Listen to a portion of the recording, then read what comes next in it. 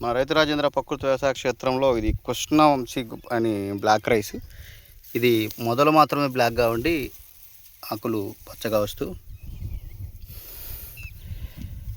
ఇది మనకి vitamin E, magnesium deficiency ఉన్న వాళ్ళకి విటమిన్ ఈ డెవలప్ అవడానికి, బ్లడ్ పెరగడానికి, అలాగే బియ్యం విరిచినా కూడా బ్లాక్ రంగులో ఉండే, నలుపు రంగులో ఉండే గుణం కలిగిన ఇది మనకి మోకాళ్ళ నొప్పులు, అడుగు నొప్పులు, అలాగే క్యాన్సర్ కణాలను వృద్ధి చెందకుండా చేసే గుణం కూడా ఇందులో ఉంటుంది.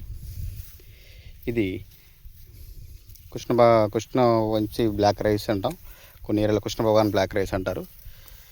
ఇది సగం నలుపు సగం పసుపు పచ్చ రంగులో మొక్క ఉండి, మనకి బియ్యం మాత్రం పూర్తిగా నలుపు ఉండినా కూడా అన్నం కూడా నలుపు రంగులో ఉండి వస్తుంది.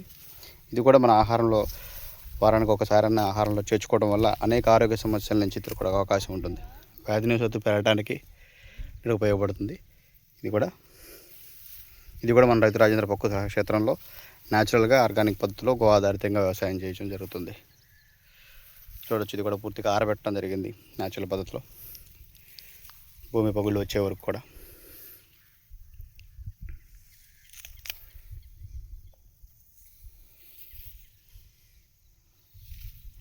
మీ రైతు రాజేంద్ర, రైతు బుట్ట.